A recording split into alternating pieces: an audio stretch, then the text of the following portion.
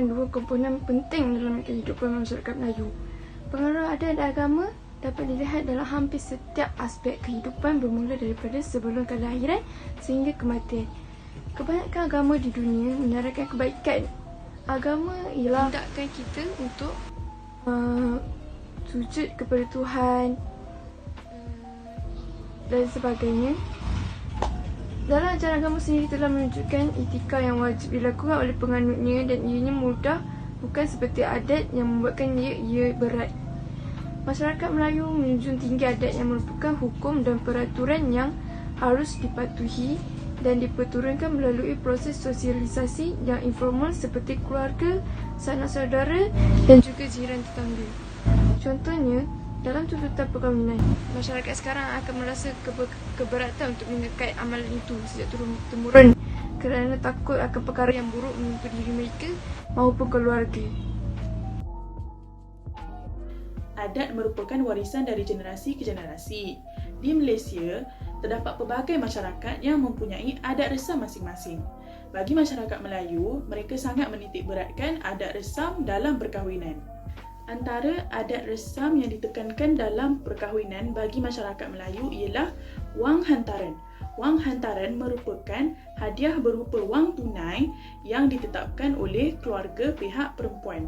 Pada zaman ini, wang hantaran ditetapkan mengikut kadar yang berbeza dan ada juga yang menetapkan wang hantaran mengikut lulusan wanita tersebut.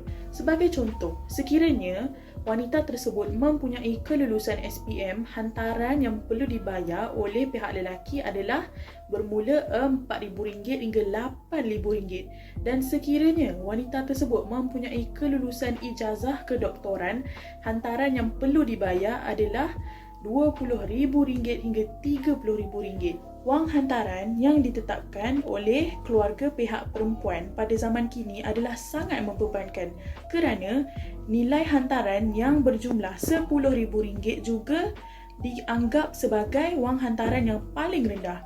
Oleh itu, perkara ini akan menyebabkan pihak lelaki terbeban kerana perlu mengeluarkan kos yang banyak untuk menanggung kos wang hantaran dan lain-lain. Pelamin dan bersanding juga merupakan salah satu adat resam dalam masyarakat Melayu untuk perkahwinan. Pelamin merupakan sebuah tempat di mana pasangan mempelai bersanding di hadapan tetamu dan keluarga. Ianya juga sesuai untuk dijadikan tempat bergambar untuk kenang-kenang. Pelamin juga menelan kos yang tinggi kerana pada masa kini pelamin dihias mengikut tema yang ditetapkan oleh kedua-dua belah pihak. Oleh itu, segelintir pengantin akan menghabiskan banyak kos untuk mencantikkan pelamin demi bersanding di halayak ramai dengan cantik dan sempurna. Pada pendapat saya, isu adat resam dalam perkahwinan bagi masyarakat Melayu adalah sangat penting kerana ia melambangkan kebudayaan masyarakat Melayu. Namun, sekiranya ia membebankan kedua-dua belah pihak untuk menjalankan majlis perkahwinan, maka ianya hanya akan merugikan kedua-dua belah pihak. Oleh itu, pihak pengantin boleh meneruskan majlis perkahwinan dengan adat resam ataupun mereka boleh meneruskan perkahwinan dengan hanya bersederhana. Assalamualaikum, saya Sarah Nabila daripada DBS 2E. Perkahwinan dalam pandangan Islam ialah pembentukan institusi keluarga Islam bertitik tolak daripada perkahwinan. Perkahwinan merupakan ikatan antara lelaki dan perempuan melalui ijab kabul dan akad nikah.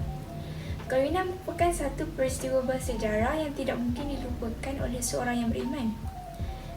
Firman Allah SWT yang bermaksud, maka kawinlah kamu mana-mana yang baik bagi kamu daripada wanita 2, 3 atau 4, dan sekiranya kamu khawatir bahawa kamu tidak dapat berlaku adil, maka cukuplah seorang saja. Surah An-Nisa ayat 3. Islam juga memberi panduan yang jelas bagi seseorang lelaki untuk memilih jodohnya. Namun begitu, Islam lebih mengutamakan beriman kerana hanya keimanan saja dapat menjamin kebahagiaan di dunia dan di akhirat. Mengikut kod Islam, seorang lelaki yang mahu menikahi seorang perempuan wajib memberikan mas kahwin mengikut kadar kemampuannya dalam akad nikah. Secara jujurnya, Perkahwinan menjadi mahal kerana tuntutan adat. Hal ini kerana Islam tidak pernah menyusahkan umatnya untuk berkahwin. Tetapi, seperti yang kita tahu, memang susah untuk kita melaksanakan syariat Islam. Ditambah pula persekitaran kita yang memaksa kita untuk melakukannya. Zaman sekarang, ramai yang memandang tinggi terhadap hantaran berbanding dengan mas kahwin. Malahan, ada yang menganggap hantaran itu wajib dan sekiranya ia tiada, maka proses pernikahan tidak boleh dijalankan.